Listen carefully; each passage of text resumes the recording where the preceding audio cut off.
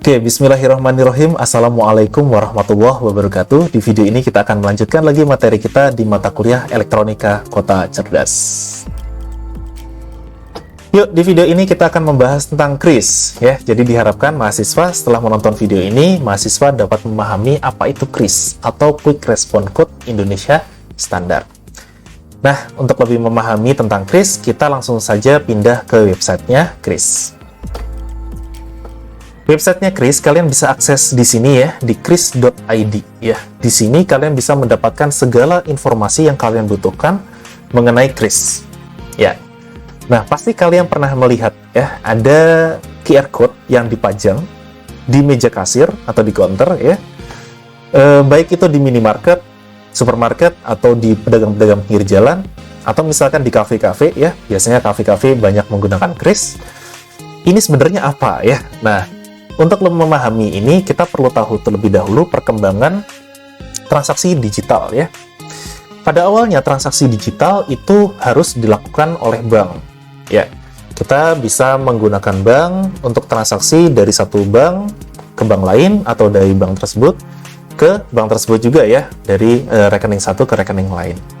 Nah, karena ada perkembangan teknologi transaksi digital, mulai banyak tuh namanya e-wallet ya, atau dompet digital seperti OVO, GoPay, kemudian Dana ya, ShopeePay, dan lain-lain, yang memungkinkan kita melakukan transaksi secara digital dari satu akun ke akun lain ya, hanya menggunakan handphone dan menggunakan akun dari aplikasi tersebut saja ya.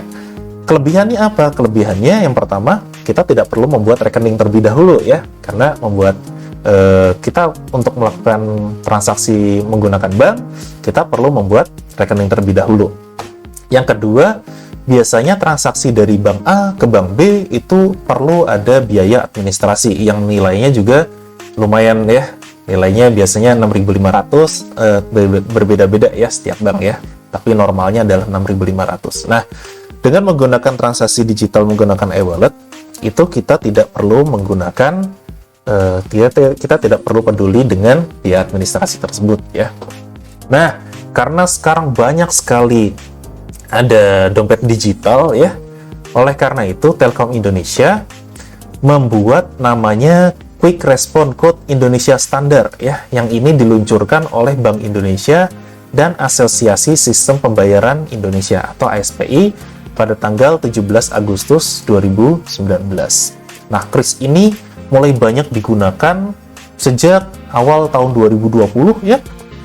Jadi kita bisa melakukan integrasi biaya transaksi dari satu bank ke bank lain tanpa perlu menggunakan biaya administrasi, atau dari bank ke Dana ya, atau dari GoPay ke ShopeePay dan lain-lain ya. Kita bisa saling berinteraksi hanya menggunakan satu QR code ya. Nah, QR code ini yang dinamakan dengan kris. Jadi tujuannya jelas ya, untuk mempermudah transaksi digital. Nah, apa saja yang sebenarnya di cover? Yang bisa di cover adalah penyelenggara jasa sistem pembayaran bank yang tadi saya sudah sebutkan ya. Ada BCA, kemudian ada Mandiri, ada Bank Mega, Bank BNI, dan bank-bank lainnya yang ada di Indonesia. Atau kita juga bisa melakukan sistem pembayaran yang sifatnya non-bank yang tadi saya sudah jelaskan ya. Ada ShopeePay, kemudian ada GoPay, ada Dana, Link Aja, OVO, ya, DokuPay, dan lain-lain ya. Ini semuanya di cover oleh kris. Nah, apa sih sebenarnya urgensinya kita membahas kris ini? Yang pertama ya, karena ini lagi solusi pencegahan virus corona, sehingga dengan adanya transaksi secara non tunai berusaha untuk mengurangi penyebaran virus ya, karena biasanya kan uang itu selalu disentuh dari satu tangan ke tangan lain ya, dan biasanya ke media kertas atau media uang logam itu lebih berbahaya dibandingkan kalau seandainya kita menggunakan transaksi secara digital. Itu ya tentang kris. Yuk, sekarang kita masuk ke pembahasan jenis-jenis kris. Jadi ada dua jenis kris. Yang pertama adalah kris statis dan kris dinamis. Apa bedanya? Nah, yang pertama adalah kris statis. Kris statis ini adalah kris yang ditempelkan ya atau ditampilkan melalui stiker atau hasil cetak.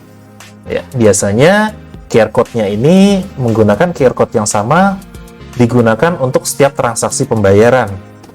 Ya, dan kris ini belum mengandung nominal pembayaran yang harus dibayar sehingga memerlukan input total nominal. Mungkin yang sering kalian lihat ya, yang dipajang itu, ini istilahnya adalah kris statis. Biasanya setiap satu merchant itu punya satu kris statis. Nah, kekurangannya apa nih?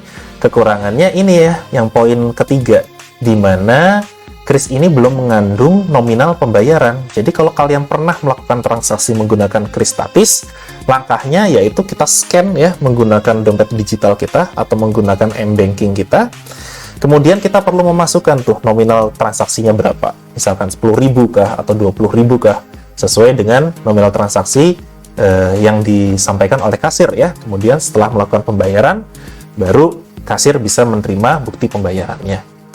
Itu kris statis. Nah, yang selanjutnya ada yang namanya kris dinamis. Nah, kris dinamis ini kelebihannya adalah nominal input nominal pembayarannya itu sudah include di dalam QR code tersebut ya, sehingga satu QR code itu hanya bisa digunakan untuk satu kali transaksi saja. Misalkan customer A untuk membeli produk membeli produk tertentu ya, dia akan mendapatkan satu buah QR code tertentu. Di dalam QR code ini sudah ada kris tempat pembayarannya dan kris nominalnya ya, sehingga customer tidak bisa merubah transaksinya. Nah, sistem ini sangat berguna ketika sistem pembayaran ini tidak menggunakan orang. Contohnya misalkan nanti kita menggunakan apa? Contohnya seperti vending machine ya. Vending machine kan nggak ada kasirnya ya. Jadi kalau kita mau transaksi menggunakan kris, kita otomatis harus menggunakan ini ya, kris dinamis ini. Terus kemudian kelebihannya ini juga lebih secure ya, karena satu QR code ini nanti biasanya hanya memiliki masa kadaluarsa. Jadi kalau sudah kadaluarsa dia sudah tidak bisa di-scan lagi. Ya, itu lebih aman dibandingkan menggunakan kris statis. Nah, bagaimana nih caranya kita menggunakan kris dinamis? Nah, untuk menggunakan kris dinamis kita bisa menggunakan aplikasi namanya ini ya, interaktif ya, dimana aplikasi ini sudah disediakan untuk pembayaran ya. Contohnya misalkan di sini transaksi kita membuat aplikasi di kris interaktif ini ya. Nah, lalu bagaimana nih kalau seandainya kita mau membuat ekosistem sendiri, atau misalkan kita mau membuat aplikasi sendiri khusus, misalkan kita mau membuat vending machine yang menggunakan kris dinamis. Nah, ternyata kris juga sudah menyediakan, namanya adalah ini ya, Open API Platform ya. Open API Platform ini memungkinkan kita menggunakan sistemnya kris ya. Kita bisa akses ke database-nya mereka sehingga bisa mengetahui apakah sistem pembayaran kita sudah dilaksanakan atau belum oleh customer ya. Di sini sistem pembayaran menggunakan software Anda yang terintegrasi menggunakan kris ya. Nanti kita dalam perkuliahan akan menggunakan Open API ini untuk membuat sistem menggunakan pembayaran kris. Ya, nah bagaimana nih cara untuk menggunakannya Open API-nya ya? Nah, step-stepnya yang pertama, untuk menggunakan Open API, perusahaannya harus berbadan hukum ya. Harus dalam bentuk PT atau bentuk CV. Kemudian wajib memiliki berkas berbadan hukum ya, punya SIUP, surat izin usaha ya, kemudian punya nomor nomor izin untuk nomor izin dari perusahaannya ya. Kemudian akte pendirian perusahaannya, NPWP berbadan hukum, kemudian KTP penanggung jawab dan lain-lain. Nah, setelah kami berdiskusi dengan pihak kris, alhamdulillah ya kita punya satu akun kris ya untuk teknik elektro. Nah, akun ini bisa kita gunakan selama perkuliahan di Elektronika Kota Cerdas, sehingga nanti kita akan belajar bagaimana cara menggunakan Open API ini untuk membuat sistem pembayaran secara otomatis ya, yang menggunakan sistem Kris. Nama mesinnya kita adalah ITK Koi. Oke, mungkin cukup sekian di video ini. Mudah-mudahan ilmunya bermanfaat. Wassalamualaikum warahmatullahi wabarakatuh.